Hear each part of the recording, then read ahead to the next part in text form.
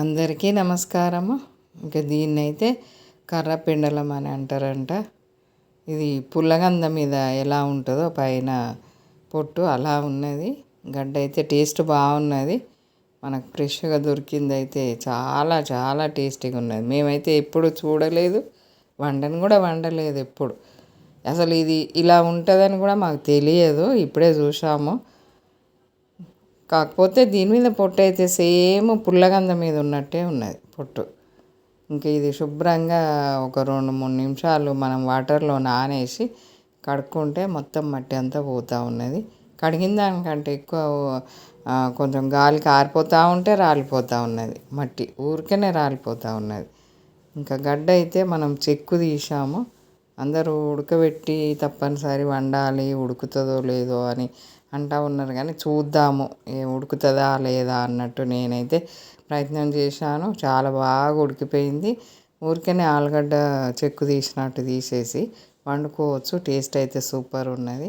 మనకు ఇక్కడ ఎప్పుడైతే చూడలేదు, వరంగల్ సైడ్ అయితే ఇలా పుల్లగంద చూసాం. పుల్లగంద అయితే మంచిగా రౌండ్గా ఉంటుంది. కాకపోతే మీద పొట్టు అయితే పుల్లగంద పొట్టు, ఈ మనకు ఈ కర్ర పెండలం మీద పొట్టు కూడా ఒకేలాగా అన్నీ వాటర్ పోసి ఉడకబెట్టి మనము పారబోసేదానికంటే ఇలా ఒకసారి గీకి వండి చూద్దాము ఉడుకుతుందా లేదా అని అయితే మేము చూసాము. చాలా బాగా ఉడికిపోయింది. ఉడకదన్న డౌట్ ఏముండదు. ఇలా పైన మనము చెక్కు తీసే దాంతో గీకితే ఇలా ఉంది. మనము ఊరికనే పలసగా పొట్టు వచ్చేస్తూ ఉన్నది. ఆలుగడ్డ మీద గీకినట్టు గీకితే పొట్టు వచ్చేస్తూ ఉన్నది. అలా గీకేసి కట్ చేసి వాటర్లో వేసాము. వేస్తే ఎందుకో పైన నల్లగా అనిపించింది. ఇదైతే చాలా ఫ్రెష్ది. మనకు తెంపి 2-3 రోజులు అయింది తీసి భూమిలోకి వెళ్ళి. ఇలా ఇదంతా పైన అంతా గీకేసి ముక్కలు కట్ చేసి వాటర్లో వేసాము. వేస్తే ఎందుకో మళ్ళీ నల్లగా అనిపించింది. అందుకే కావచ్చులే ఉడకబెట్టి అందరూ పొట్టు తీస్తాను. ఉడకబెట్టి తీసినప్పుడు కొంచెం మందంగా వచ్చినట్టు అనిపిస్తూ ఉన్నది ఉడకబెట్టిన పొట్టు అయితే. ఇంకా అలా అయితే కాదని నేను కూడా కట్ చేసిన ముక్కలను చూసి మళ్ళీ మంచిగా మందంగా గీకేసాము మేము కూడా. ఇలా ఒక చేత గీకితే ఎందుకు వస్తుంది? మంచిగా గట్టిగా పట్టుకొని గీకితేనే మంచిగా వస్తుంది. ఇది పొట్టు తీయడం మటుకు, చెక్కు తీయడం మటుకు మనం బాగా మందంగా తీస్తేనే పనికొస్తుంది. ఎంత బాగున్నదో ఎర్రగా. ఇలా పుల్లగంద ఎలా ఉంటుందో అలానే ఉన్నది. నాకు ఇది పొట్టు తీస్తూ ఉంటే అప్పుడు తెలిసింది, ఆహా పుల్లగంద పొట్టు కూడా ఇలానే ఉంటుంది, లోపల కూడా గడ్డ కూడా ఇలా ఉంటుంది అని. ఇలా గీకేసాము. గీకిన తర్వాత చిన్న ముక్కలు కట్ చేసి వాటర్లో వేస్తే ఈ కలర్ ఉన్నాయి. సాల్ట్ వాటర్ వేసి కడిగినా కానీ అదే కలర్ ఉన్నాయి. ఇంకా తప్పదులే అని ఇలా ఇంత మందం అయితే తీసాం పొట్టు. ఇంత మందం తీస్తే తెల్లగా వచ్చినాయి ముక్కలు. చాలా తెల్లగా ఉన్నాయి ముక్కలు అయితే. ఇంత మందంగా తీయాలన్నట్టు చెక్కు తీస్తే. మళ్ళీ వాటర్లో సాల్ట్ వేసేసి మంచిగా శుభ్రంగా కడుక్కొని మనము వండేసుకోవాలి. ఆలుగడ్డ అయినా కానీ కట్ చేసుకుంటే మనము వాటర్లో వేసుకుంటే తొందరగా నల్లబడకుంటుంటుంది. ఇదైనా అంతే. కొంచెము మనము సాల్ట్ వాటర్ వేసి కడగడం వల్ల ఫ్రెష్ అయిపోతాయి ముక్కలు. ఇలా ఆయిల్ పొయ్యి మీద పెట్టేసుకొని జీలకర్ర, ఆవాలు, గరం మసాలాలు అన్నీ వేసాము. అనాస పువ్వు, మరాఠీ మొగ్గ, సాజీరా, 2 లవంగాలు, ఇలాచి, కొంచెం పట్ట.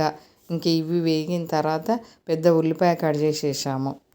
ఉల్లిపాయ పెద్ద ముక్కలు కాకుండా ఇలా చిన్న ముక్కల్లాగా కట్ చేస్తే మంచిగా వేగిపోతుంది. ఇంకా ఇప్పుడు ఈ ఒకే కర్రీని 2 రకాలు చేసాము. ఎలా చేసుకుంటే బాగుంటుందో ఎప్పుడు చేయలే కదా, చూద్దాము టేస్ట్ అన్నట్టుగా. ఇలా మనకు ఉల్లిపాయ వేగిన తర్వాత కొంచెం కరివేపాకు, పసుపు, అల్లం వేసాము. ఇలా ముక్కలు కట్ చేసాం కదా, ఇవి కూడా వేసేసాము. కర్ర పెండలం ముక్కలు ఇవి అయితే మంచిగా చిన్న మంట మీద మంచిగా వేగనిచ్చేసాము. వేగిన తర్వాత కొంచెం తగినంత సాల్టు, కారం వేసి మళ్ళీ కారం, సాల్టు మనకు ఆయిల్ తేలే వరకు కూడా వేగనిచ్చేయాలి. అలా వేగినాక అయితే చాలా చాలా టేస్ట్ ఉన్నది. మెత్తగా ఉడికిపోయింది. మనము ఇట్లా ముక్క నొక్కి చూస్తేనైతే సేమ్ పుల్లగంద ముక్క ఎలా ఉంటుందో అలా ఉన్నది. కర్రీ అయితే బాగా టేస్ట్ ఉన్నది. ఇలా ఈ కర్రీని అయితే 2 రకాలు చేసుకున్నాము. వేపుడు చేసాము. మనము టమాటా గుజ్జు తయారు చేసి అదొక పులుసు కూరలాగా చేసుకున్నాము. చాలా చాలా టేస్టీగా ఉన్నది.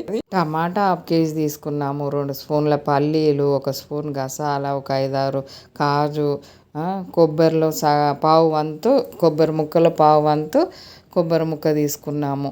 ఇలా ఈ రకంగా వేగినాక పచ్చిమిర్చి వేసుకోవాలి ముక్కలల్లో. ఇలా ఇది పేస్ట్ చేసి రెడీ పెట్టుకోవాలి, కొంచెం సాల్ట్ వేసి. ఇట్లా వేగిపోయిన ముక్కలల్లో ఇప్పుడు ఉప్పు కారం వేసుకోవాలి తగినంత. ఈ ఉప్పు కారం ఆయిల్ తేలే వరకు ఉడికినాక కొంచెం అయితే తీసి పక్కకు పెట్టేసాము. ఫ్రై చాలా బాగున్నది. ఇలా మనము ఉప్పు కారం వేసినాక మంచిగా ఎర్రగా వేగనీయాలి ముక్కలను. ఇది ఫస్ట్ టైం కదా వండడం, ఎలా ఉంటుందో ఏమో, ఎంతవరకు వేయించాలో అని చూసుకుంటూ అయితే వండుకోవడం అయింది ఈ కర్రీ. కానీ అలా వండినందుకైతే అసలు వేస్ట్ కాకుండా టేస్టీగా తయారైపోయింది మనకు. ఎప్పుడు వండలేదు కదా అన్నట్టు నిదానంగా. ఈ ఉల్లిపాయనైతే కొంచెం కూడా మాడిపోకుండా మంచిగా బిర్యానీలోకి వేగినట్టు వేగిపోయింది. మనము ఎంతవరకు వేగాలో అంతవరకు వేగినాకనే ఆ ముక్కలు వేసేయాలి. ఇలా టమాటా పేస్ట్ రెడీ అయింది కదా, ఇంక ఇది పోసేసి టమాటా పేస్టును కొంచెం ఆయిల్ తేలే వరకు ఉడకనియాలి. ఈ పేస్టును ఉడికిన తర్వాత కొంచెం వాటర్ వేసుకోవాలి. మనకు ఈ లూజ్ ఉంటే సరిపోతుంది, ఇంకెక్కువ లూజ్ ఉండకూడదు, ఎక్కువ వాటర్ పోయకూడదు. ఈ వాటర్ పోసినాక కొంచెం ఉడకనివ్వాలి.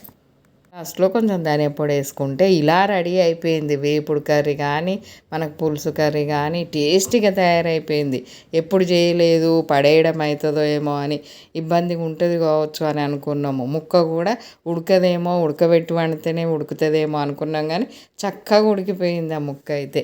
వేపుడు ఉడికింది, మనము టమాటా గుజ్జు వేసిన పీసులు కూడా మంచిగా ఉడికిపోయినాయి. అసలు ఇట్లా అంటేనే నొక్కుతేనే మొత్తం పేస్ట్ లాగా అయిపోతూ ఉన్నది. చక్కగా ఉడికింది చిన్న మంట మీద నిదానంగా. మనము ఏ టైంకి ఏది చేసుకోవాలో అది చేసుకోవడం వల్లనైతే టేస్ట్ బాగా వచ్చింది కర్రీ. ఈ వీడియో కనుక నచ్చినట్టయితే లైక్ చేయండి, షేర్ చేయండి.